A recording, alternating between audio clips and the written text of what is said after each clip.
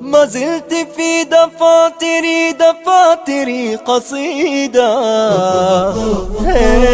وفي ظلال أعيني كشمعة جديدة، وفي ظلال أعيني كشمعة جديدة. ما زلت مثل وردة الربيع وحيدة. إريتريا يا جارة البحر ويا منارة الجنوب،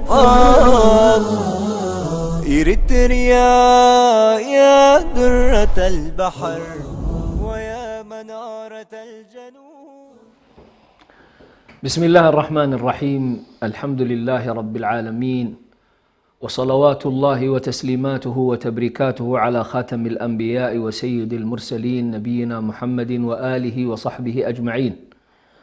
أيها الأخوة الأكارم في جميع أنحاء العالم، السلام عليكم ورحمة الله وبركاته. قديما يعرف العالم القديم بالتجارة بالبشر، ولكن بأسلوب يناسب ذلك العصر. كانوا يختطفون الرجال والنساء ويبيعونهم، كانوا يغيرون على القبائل ويأكل القوي الضعيف فيهم، ثم يسرقون نساءهم وذراريهم ويبيعونهم. وهناك ما يسمى بسوق النخاسة يبيعون فيه هؤلاء الناس، أحرار باعوهم جهارا نهارا. هكذا كانت تلك الحقبة القديمة. جاء الإسلام وهذب هذه الأمور ونهى عن هذه الترهات، ولكنه أبقى ما هو الصواب في الاسترقاق. وكان الرقيق في عهد الإسلام وفي كنف رسول الله صلى الله عليه وسلم يعيش أبهى أيامه وأحلاها، بل أن العبد منهم كان يرفض أن يحرره سيده، لأنه يعيش عيشة كريمة لا يحلم بها بين أهله وفي وطنه. هكذا كانت تلك الحقبة. ولكن مع تقادم الأيام ومع تسارع الساعات اختلفت هذه التجارة، أصبحت بأساليب جديدة وبأساليب مبتكرة، ضغوطات تؤدي إلى الفرار من الأوطان، مرارة العيش تجعل الإنسان يخرج من وطنه، ولأجل أنه لا يستطيع أن يذهب إلى تلك البلاد التي يحلم أن يعيش فيها عيشة كريمة، يضطر أن يلجأ إلى أولئك الذين يسمون بتجار البشر بالتجارة في هذه الأمور، فيلجؤون إليهم حتى ينقلوهم إلى تلك البلاد فيستغلهم هؤلاء. هذا هو محور حديثنا لهذا اليوم. الشعب الإريتري ما نصيبه من هذا الداء العضال الذي يعاني منه كثير من الشعوب المضطهدة. ضيفنا الدائم في هذا اليوم المبارك يوم الجمعة في برنامج قضايا إريتريا هو فضيلة الشيخ الدكتور حسن سلمان، الضيف الدائم. حياكم الله يا شيخ. أهلا وسهلا، مرحبا بك وبالمشاهدين. السؤال يطرح نفسه شيخنا الكريم: ما هي التجارة بالبشر في هذا العصر؟ ما هو كيف نستطيع أن نصفها؟ ولا نقول تعريف ولكن وصف، نريد وصفا لهذه التجارة. بارك الله فيكم. بسم الله الرحمن الرحيم، الحمد لله رب العالمين، والصلاة والسلام على رسول الله الأمين وعلى آله وصحبه أجمعين. أما بعد، كما قدمت، ظاهرة التجارة بالبشر هي ظاهرة قديمة من حيث نشأتها، ومتكونة من كلمتين: تجارة وبشر. التجارة معروف أنها بيع وشراء، والبشر معروف، فهي ليست تجارة في المواد ولا في الأشياء ولا فيما ينبغي أن يباع ويشترى، ولكنها تجارة في هذا الإنسان، تجارة في الإنسان. وهذا الإنسان الله سبحانه وتعالى كرمه، يقول: ولقد كرمنا بني آدم وجعله مستخلف في الأرض، إني جاعل في الأرض خليفة. فعندما يتحول هذا الإنسان المستخلف الذي سخر الله له ما في الكون جميعا من الله سبحانه وتعالى ليقوم بالعمران ويقوم بالاستخلاف ويقوم بالعبادة لله عز وجل، وتحويله إلى سلعة من السلع، هذه واحدة من الإشكالات الكبرى حقيقة التي فعلا ينبغي أن يقف عليها الناس. وقبل أن أدخل في موضوع التعريف أو تحديد المفهوم، كما تفضلت يعني كثير من الناس ربما يشكل عليه فعلا أنه والله يا أخي الإسلام نفسه وقف على هذه الظاهرة وظلت في التاريخ الإسلامي ظاهرة الرق. هنا لا بد أن أنبه إلى أن الإسلام في مجمله في أحكامه كلها لا تكاد تجد نصا شرعيا واحدا، لا آية من كتاب الله ولا سنة النبي صلى الله عليه وسلم يقول استرقوا الناس، هذا ليس موجودا. لكن الإسلام لما جاء وهو يعني يطرح منهجه في الحياة، وجد أن هنالك ظواهر اجتماعية عميقة في المجتمعات، ليس في المجتمع العربي فقط ولكن في المجتمع العالمي ككل. جميل. فتعامل معها الإسلام بنوع من الواقعية، واقعية مصحوبة بشيء من المثالية. المثالية تتجه في أن الإسلام كما يقول ابن عاشور، يقول الشارع في أحكامه متشوف نحو الحرية، يعني كل الأحكام تتجه نحو التحرير، تحرير الرقبة. تجد كثير من المخالفات الشرعية يبني الشارع عليها أنه والله إذا أردت أن تتحرر من هذه المخالفة وأن تخرج منها وتكون كفارتها تحرر الناس. إذن النبي صلى الله عليه وسلم من خلال تطبيقه للمنهج الصحيح أراد أو قصد الشارع تحرير البشر، قصد الشارع تحرير البشر. ظلت هنالك حالة وهو حالة الحرب القائمة وما ينجم عنها من أسر. هذه الحالة الوحيدة التي تعامل معها الإسلام بإقرار الواقع كما هو. لماذا؟ لأنها دولة ومشروع حضاري يتعامل مع حضارات أخرى مكرسة هذا المفهوم، وقد تأسر منا ونأسر منها. جميل. أبقت الشريعة الإسلامية هذه الدائرة، وهي كما يعرفها العلماء مسألة الرق حكم عجز حكمي سببه الكفر. عجز حكمي سببه الكفر. الإنسان في نفسه ليس عاجزا، لكن يحوله الشارع بسبب الحرب، يحول هذه المجموعة البشرية التي دخلت في حرب مع الإسلام يحولها إلى مال. تمام. يحولها إلى مال، ولكن تسري عليها بعد ذلك نفس الأحكام. وما انتهت إليه الشريعة في قول الله تبارك وتعالى فإما من بعد وإما فداء. فسورة محمد انتهت إلى هذه الوضعية، فجعل بعد ذلك موضوع الاسترقاق هي حالة تعامل بالمثل. إذا كانت الأطراف الأخرى تتعامل بنفس الطريقة فأنت تتعامل معهم. ثم أيضا فيها حكمة الاستبقاء على الأرواح، حكمة الاستبقاء على الأرواح بدل القتل، لأنه كان مشروع أيضا أن يقتل الأسير، لكن أخيرا الشريعة انتهت على كل إما أن تأخذوا فدية وإما أن يظل يعني تعفو عنهم.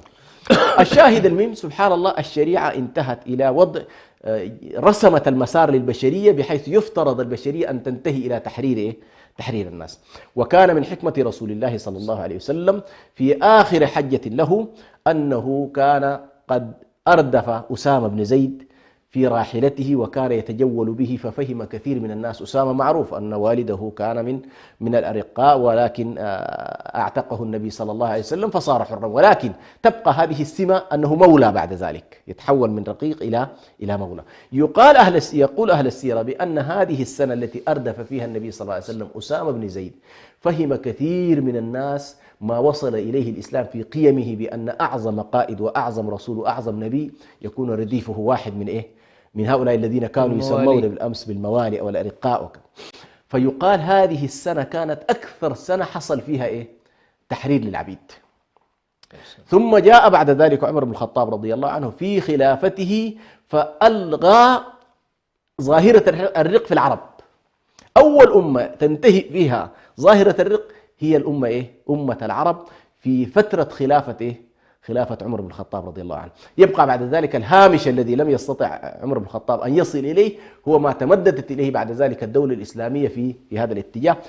وكان يمكن سبحان الله للمسلمين أن يتوجوا الحالة إلى التحرير الكامل للبشرية لولا أن الناس حكمتهم بعد ذلك الفقه المؤول على كل في مسيرته. هذه على كل مقدمة بسيطة جدا فيما يتعلق بموضوع الرق في. لا، نريدك أن تضيف نعم. أمر في غاية الأهمية. نعم. ما هو وضع هذا الرقيق نعم. تحت يعني سيادة رجل آخر؟ أحسن. وضعه هو طبعا بالنسبة للتصور الإسلامي فيما يتعلق بالرقيق ما وضعه من أحكام لهؤلاء الأرقاء منع أي شكل من أشكال التعذيب وأشكال التنكيل وأشكال الاضطهاد وما يسبب لهم أذى نفسي أو معنوي. كل ذلك أو حرمته الشريعة هو يتعامل مع هذا. ثم بل ذهبت أبعد من ذلك في أن الإنسان والله يطعمه مما يأكل ويكسوه مما يكتسي، يعني نفس اللباس ونفس الطعام وأن يكون في مجلسه محترما، ولكن يبقى في نهاية المطاف هو تابع لهذا تابع لهذا السيد لما ذكرته من قضية الحكم في الحالة الحربية. ولو سألنا الناس الآن والله أيهم أفضل للناس أن يقتلوهم في الحروب أم أن يأسروهم ويظلوا على هذه الوضعية لقيل بلا إشكال وبلا شك إن والله كانت أفضل، وضعية الاسترقاق كانت أفضل بالنسبة لهم. ثم أيضا بعد ذلك فتحت لهم باب المكاتبة في التحرير كما ذكر. ثم فتحت للسادة أيضا باب الكفارات من خلال التحرير. إذن بوابة التحرير كانت على كل سواء من خلال الكفارات من خلال اشتراء العبد لنفسه فتحت بشكل كبير وحضت عليها الشريعة الإسلامية. بل كان هناك أمر في غاية الأهمية. نعم. هذا الرجل أو هذه المرأة الذين يعني كانوا من نتائج الحرب. نعم. أصبحوا أرقاء.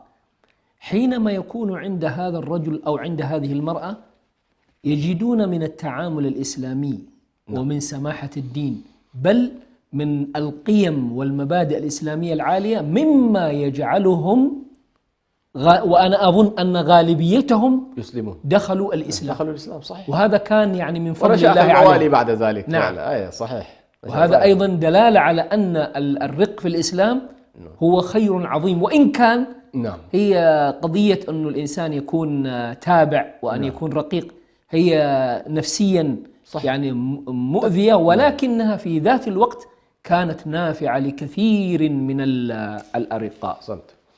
نأتي إلى موضوع التعريف أو المفهوم كما تفضلت. هو أميل إلى فكرة المفهوم أكثر من التعريف لأن التعريف يشترط فيه أن يكون جامعا مانعا. في موضوع أول التجارة بالبشر تحتل الآن التجارة الثالثة في العالم سبحان الله. بعد السلاح غير المشروع، بيع السلاح غير المشروع وبيع المخدرات تأتي مباشرة عملية الاتجار بالبشر. إذن هي تجارة تدير أموال على أصحابها تعود عليهم بالمكاسب في الوقت الذي هم ينهكون فيه وينتهكون فيه حقوق هذا الإنسان أيا كان طفلا أو امرأة أو شيخا أو رجلا إلا أنهم يدرون، فبالتالي سميت بهذا الاسم. نعم.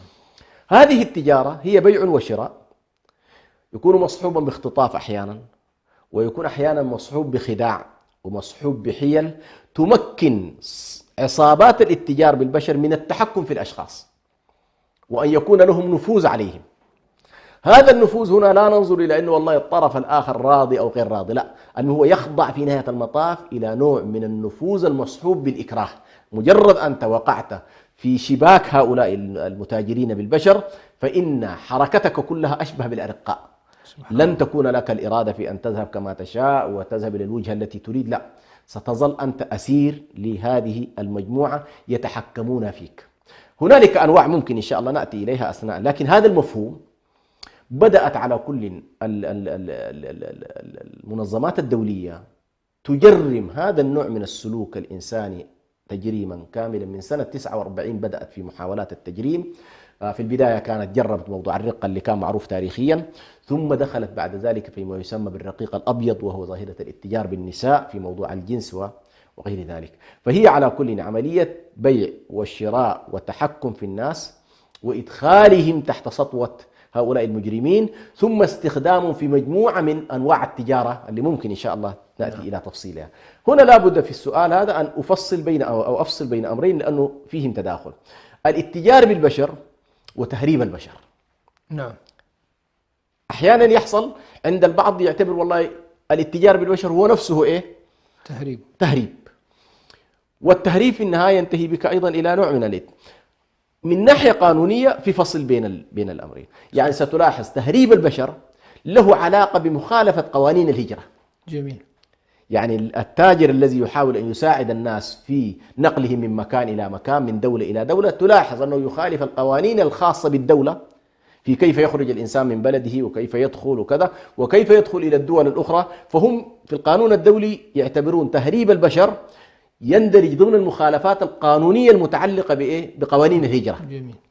طيب وين تأتي المشكلة في أنه يدرج أحيانا ضمن إيه؟ ضمن الاتجار بالبشر. نفس هؤلاء الذين يقومون بتهريب البشر عندما لا يجدون حقهم، ودي نلاحظها خاصة في الإريتريين الذين يهربون والسودانيين الذين يهربون إلى ليبيا مثلا. نعم. يدخل تحت عصابات وليس في يدهم مال، فهذه العصابات تأسرهم وتقبض عليهم وتدخلهم إلى سجون خاصة بهم ثم يبتزونهم بعد ذلك. فهنا تدخل عملية إيه؟ يعني لو أنك فقط والله تأخذ مال تهرب من منطقة إلى منطقة دون أن يكون لك عليه بعد ذلك أي شكل من أشكال الإكراه، هنا أنت دخلت في تهريب البشر، وعقوباتك عموما تكون عقوبات المخالفة للهجرة سواء داخل البلد أو خارج البلد. صحيح. مجرد ما تحولت هذه إلى عصابات وتحجز الناس وتحجز البشر، ثم تتصل على أوليائهم، ثم تمارس عليهم التعذيب، ثم قد يخضعون عندما لا يجدون مثلا سداد أموالهم يأخذون شيء من أعضائهم فيباعون. من هنا تدخل عملية الاتجار بالبشر مع تهريب إيه؟ تهريب البشر. الجانب الأول مفصل عموما في النواحي القانونية، والجانب الثاني كذلك. وعندما تتداخل أيضا هذه الحالات أيضا يمكن أن تدخل معنا في الاتجار بالبشر أو تهجير البشر وتهريبهم يتحول إلى أيضا جريمة الاتجار بالبشر. طيب يا شيخنا الكريم، ما هي الأسباب التي أدت إلى وجود مثل هذه الظاهرة، يعني بالذات في نواحي أفريقيا بالذات؟ لماذا تكثر هذه الظاهرة؟ ما هي الأسباب؟ نعم، هو طبعا السبب الأول الذي يجعل الإنسان حقيقة يكون أسير لهؤلاء ويتحول من مواطن يعيش في وطنه آمنا مستقر بين أهله وكذا، هو سبحان الله محاولة البحث عن تحسين الظروف. يعني سوء الأحوال في أفريقيا، الفقر في أفريقيا، الجهل في أفريقيا، الأمراض في أفريقيا، في الوقت الذي يسمع ويرى أن هنالك بلدان إذا وصل إليها الإنسان فإنه يكون إيه؟ يكون آمنا ومستقرا، وقد لا فيتصور سبحان الله أنها ستكون مرحلة بسيطة من الإشكالات والعذاب والآلام، ولكن بعد ذلك سيتحول إلى وضع إيه؟ وضع أفضل. فالدافع الأساسي هو أن الإنسان بحثا عن الحياة الأفضل نتيجة الفقر الذي هو يعيش فيه، هذا عامل أساسي فيه. وهذه سبحان الله ظاهرة في أفريقيا كلها، سبب الفقر والجهل والمرض. أيضا من الأسباب في هذا الجانب الفساد والعطالة في البلدان. تجد أعداد كبيرة جدا من الشباب عاطلة، تخرج وما عنده شيء، نساء وبنات تخرجن ما عندهن شيء، ليس لهن أولياء أحيانا يقومن بأمورهن مثلا. ثم الطريق أمام هذه المافيا وهذه العصابات متاح للتواصل مع هؤلاء، سواء من خلال الوسائط اللي اليوم صارت متاحة للجميع. تجد إنه والله والتواصل بين الناس، والناس يخبرون بعضهم البعض. فالفساد الذي يسود في البلدان والبطالة والعطالة التي تسود أيضا عامل من العوامل. النقطة الثالثة أيضا القوانين غير الرادعة. ما في قوانين رادعة في كثير من البلدان. يعني تصور إلى وقت قريب من 5-6 سنوات كانت هنالك مشكلة في محاكمة هؤلاء الذين يعملون في تهريب البشر، ما كان قادرين يحاكموهم. كيف يمكن؟ ماذا نفعل بهم؟ سبحان الله. فكانت في إشكالات، يعني في قصور فيما يتعلق بالتشريع الرادع لمثل هؤلاء. النقطة الرابعة بلا شك هنالك انحطاط في المنظومة الأخلاقية والقيمية من ناحية دينية. كثير من الناس لا يهمه إلا كسب الأموال، لا ينظر إلى أنه الله يكسبه من حلال يكسبه من حرام، هل هذه المسألة أخلاقيا تليق بالإنسان أو لا تليق بالإنسان، هذا لا يهم كثير للأسف الشديد من هذه العصابات. وبالتالي أنت عندما تدخل في هذه المنظومة أضف إليها نقطة أخيرة، أن الكسب كبير، الكسب الذي تجنيه هذه المجموعات وبشكل ما في تعب بالنسبة لهم، ويتجروا في أناس مستضعفين حالتهم ما يعلمها إلا الله، وإذا به هو يمارس على كل فهذه على كل مجموعة من الأسباب. النقطة الأخيرة ويمكن في الحلقة الماضية تعرضنا إليها فضيلة الشيخ، وهو أن الحكومات عندما تأخذ أموال من الدول الداعمة عموما لا تذهب في إنه والله تحاول معالجات هذه الدول لقضاياها، في إنه والله تنهض بالناس وتحاول أن تجعل لهم مشروعات تنموية ليعمل في هؤلاء الشباب. لا، بالعكس، هذه الأموال تؤخذ وتتحول إلى جيوب الفاسدين في هذه الدول، وهذا أيضا يساهم بشكل أو آخر في ظاهرة تهريب البشر والاتجار كذلك بالبشر. والحروب أحسنت، هذه الحروب طبعا وغياب الأمن، الحروب والضغط السياسي وما شابه ذلك. صحيح، الاضطهاد السياسي، السداد في البلدان، الدكتاتوريات، كل ذلك على كل يساهم بشكل. يعني الآن مثلا لما حصلت الحرب الأثيوبية الإريترية الأخيرة خلال العامين الماضيين، ويمكن انتهت أو توقفت قبل شهرين أو أقل، تصور حجم البشر اللي خرج من هذه المنطقة ودخل إلى السودان، ثم دخل بعد ذلك إلى طريق الهجرة، هذا الطريق المشؤوم اللي حقيقة يروح ضحيته الكثير من الشباب. يعني أحد المهربين الكبار كيداني، نعم، سمعت عنه شيخ؟ كيداني زكريا. ممكن تعرضون صورة هذا المأفون؟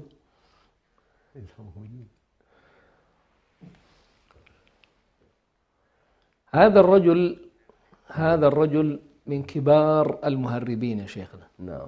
هل سمعت عنه؟ نعم سمعت عنه. أنا لأول مرة أسمع عنه. نعم. ولكن هذا الرجل يقال أنه قبض عليه قبل سنوات في أثيوبيا. نعم.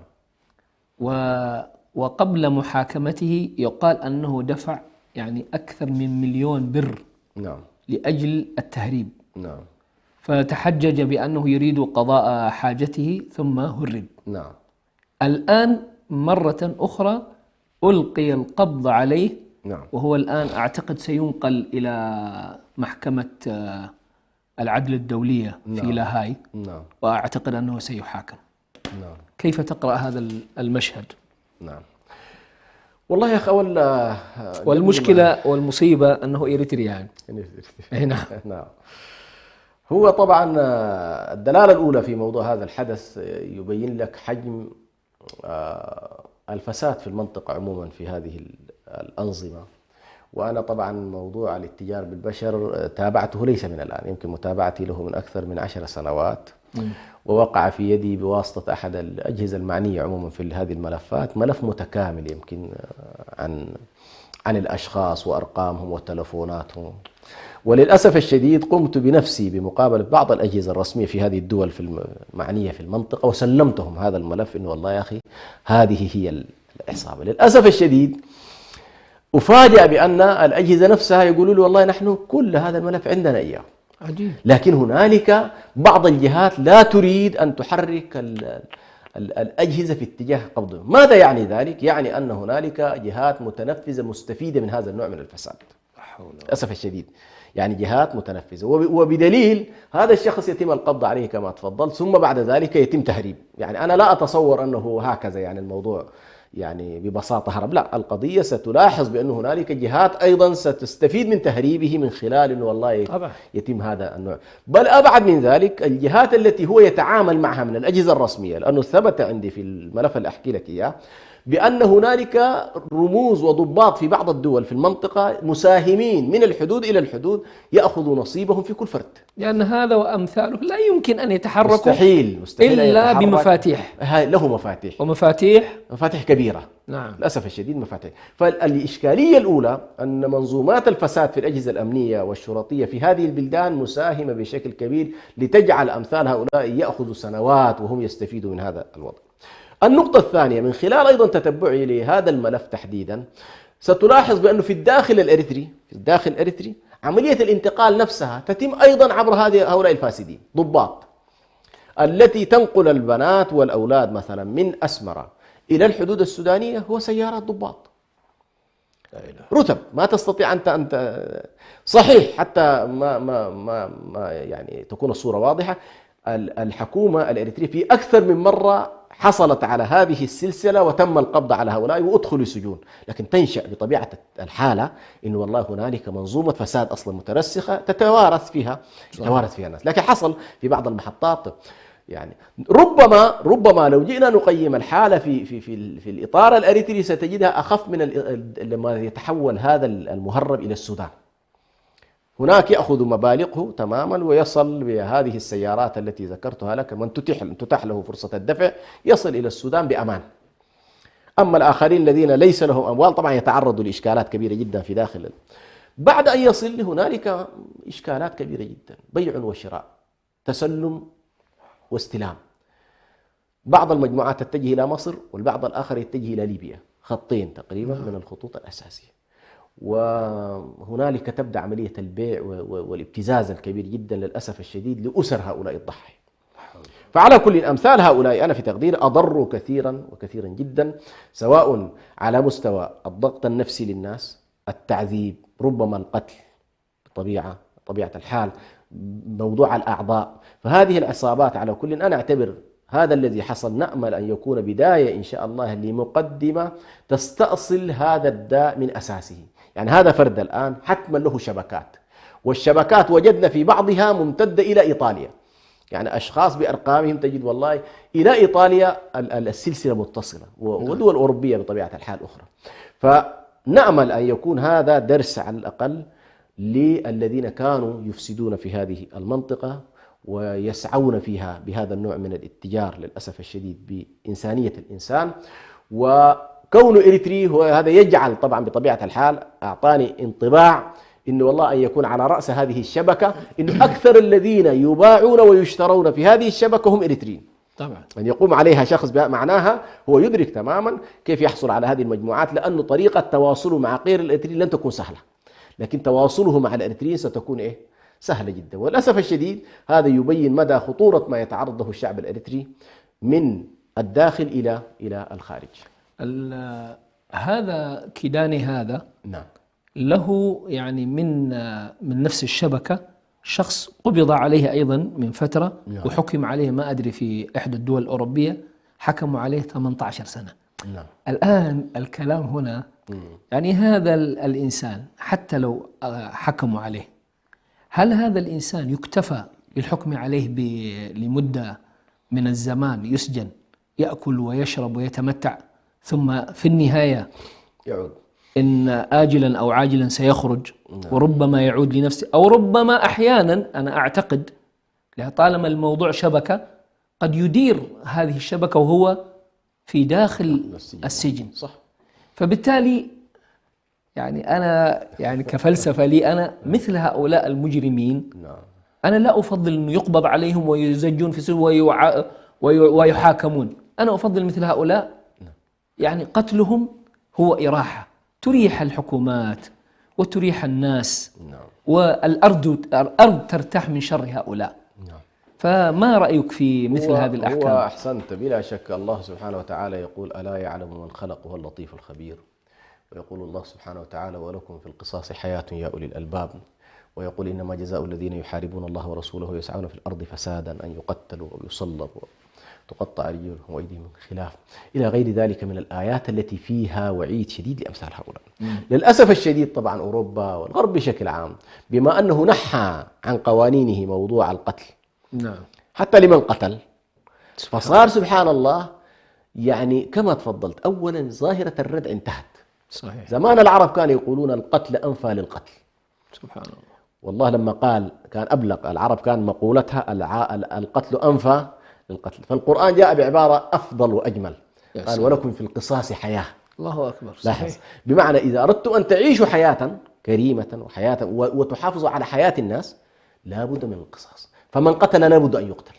هؤلاء الذين يمارسون هذا النوع من الجرائم إذا فعلا لم تكن القوانين رادعة بطبيعة هو يقول والله أقصى حد إنه سيسجن، يحول الجنائية الدولية ويسجن في واحدة من سجون لاهاي، وربما يعيش حياة مكرمة مرفهة صحيح. وما عنده إشكال يعني. فبعض الناس هذه الإشكالية التي تجعلهم يقدمون على الجريمة لأنهم ينظرون إلى العقوبة المترتبة على هذه الجريمة، فلا يشعرون بأنها عقوبة رادعة نعم. ولا عقوبة خطرة عليهم. كما تفضلت 17 18 سنة، هو يقول والله الآن أنا عمري 25 أخذ لي إلى 40 أكون طلعت، وهكذا.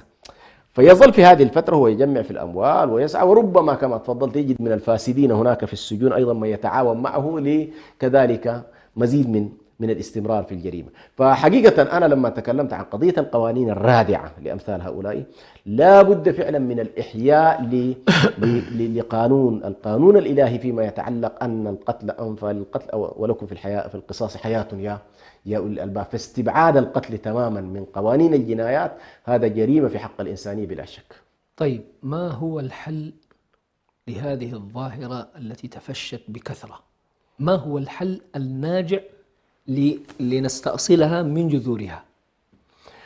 هو على كل الموضوع الحل يعني مركب في تقدير، ليس حلا بسيطا يعني. نعم صحيح. ما هي وصفة نقدر نقول والله هي، خصوصا أنت تتفاعل في محيط، أنا تحدثت عن نمط الفساد الذي فيه. نعم. أنت تعاني من مشكلات مؤسسات فاسدة، من أشخاص فاسدين، من مجتمعات لا زال فيها نوع من حتى كرامة الإنسان عندنا للأسف الشديد الشخص لا ينظر إلى نفسه بكرامة، الشخص نفسه لا ينظر لنفسه بكرامة. هذه إشكالية كبيرة جدا. فالنقطة الأولى أنا في رأيي التي نحتاج فيها قبل أن ندخل في الإجراءات القانونية، أول شيء المجتمعات تحتاج إلى الوعي الديني بتجريم هذا النوع من السلوك، بأنه والله بيع الإنسان، الاتجار في الإنسان، إهانة هذا الإنسان. الله سبحانه وتعالى يقول لك كرمت هذا الإنسان ليكون مستخلفا في الأرض، كرمت هذا الإنسان والنبي صلى الله عليه وسلم يحذر من أن الشخص مثلا يبيع حرا ثم يأكل ثمنه إلى غير ذلك من النصوص. فالنقطة الأولى محتاجين إلى الوعي الديني والأخلاقي، يكون هنالك وعي في المجتمعات. النقطة الثانية أيضا الوعي بمخاطر ما يقبل عليه سواء هؤلاء الذين يضعون أيديهم أو يضعون أنفسهم بين يدي هؤلاء المجرمين أو نفس المجرمين، يحتاج إلى حالة من الوعي. والإعلام هنا يلعب دور كبير جدا في أنه والله لا بد المجتمعات أن تدرك مخاطر ما يمكن أن يقع فيه الإنسان. يعني مثلا لما تجد والله ظواهر الاتجار ما يسمونه بالرقيق الأبيض، تجد بأنه والله أكثر من 35% من الفتيات اللائي يقعن في موضوع الاتجار الرقيق الأبيض، موضوع الجنس، نعم، تجدهم دون 18، يعني قصر، تقع في شباك هذه العصابات وتتحول بعد ذلك إلى نوع من الاتجار بالبغاء. شركات عالمية تدخل في هذا الأمر. فإذا ما حاولنا ننبه الناس إنه والله يا أخوان الواحد يمكن حتى هو يتصور أنه سيذهب مهربا إلى منطقة آمنة، يجب أن ننبه إنه والله هذه الشبكات نفسها، شبكات التهريب في البشر، تتحول إلى شبكات اتجار بالبشر من خلال تنسيقها مع بعض الجهات التي تتجر في البشر. فنحتاج إلى أن نكشف للناس هذه الحالة، نبين لهم إنه والله ليس ما تقدمون عليه بهذه البساطة سهل وميسر، لا، قد تتحولون إلى ضحايا، وكم من ضحايا راحوا في هذه مسألة. النقطة الثالثة التشريعات الرادعة. لا بد من أن يكون هنالك تشريعات رادعة وتوقف المجرمين في حدهم. أيضا لا بد من عمليات إيقاف جذور هذه المشكلات. يعني أنت ما ممكن والله الحروب موجودة ثم لا يكون في التجارة بالبشر. ما دام هنالك حروب تأكد أن هنالك التجارة بالبشر، ما دام هنالك استبداد تأكد أن هنالك التجارة بالبشر، ما دام هنالك قيام للتنمية المتوازنة في المجتمعات واستفادة هذه الشعوب من خيراتها حتما ستكون هنالك التجارة بالبشر.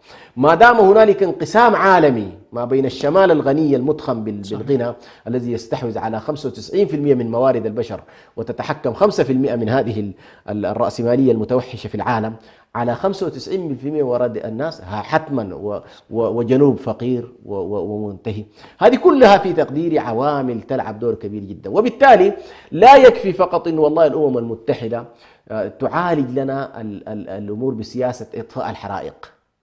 لابد أن توقف الحرائق. صحيح. ليس أنه والله بعد ما تشتعل الحرائق ويقبل دورها يتحرك الصليب الأحمر، لأنه النظام الدولي للأسف الشديد بنيته قائمة على أساس امتصاص سلبيات الرأسمالية، وامتصاص سلبيات الحروب المتوحشة التي تقودها الرأسمالية. يعني كل المؤسسات للأسف الشديد، مؤسسات الأمم المتحدة، المحاكم التي تسمع عنها، المنظمات الخيرية التي أيضا، المنظمات القانونية المهتمة بحقوق الإنسان، تجد كلها تخدم فكرة الامتصاص والتنفيس لهذا الوحش الذي يفسد كل هذا الفساد. الله المستعان وعليه التكلان، ولا حول ولا قوة إلا بالله. قبل 7 أشهر أو 8 أشهر زرت دولة السنغال، وهناك في دولة السنغال يعني على بعد ليس بالكثير عن مدينة دكار، زرت جزيرة تسمى جزيرة العبيد. والله إنه شيء يندى له الجبين. الغرب الذي يتشدق بالحريات وبالديمقراطيات، والله إنهم كاذبون أفاكون. كانوا يستعبدون هؤلاء الأفارقة الأحرار، كانوا يأخذونهم يسرقونهم، ومن خلال هذه الجزيرة كانوا يبحرون بهم إلى أنحاء أوروبا، يبيعونهم هناك، يجعلونهم سلعة تباع وتشترى. ما زالت هذه الظاهرة مستمرة بأساليب مختلفة كما طرحناه في هذا اليوم، ولا يمكن أن تنتهي هذه الظاهرة حتى تنتهي الأمور التي ذكرها شيخنا الشيخ حسن. نسأل الله سبحانه وتعالى أن يرفع عن أمتنا هذه الآثار وهذه الأغلال التي يعني أطبقت عليها. نسأل الله لنا ولكم التوفيق والسداد. إلى لقاء آخر في الأسبوع القادم، نلقاكم على خير، والسلام عليكم ورحمة الله وبركاته. إريتريا يا جارة البحر ويا منارة الجنوب، إريتريا يا درة البحر ويا منارة الجنوب.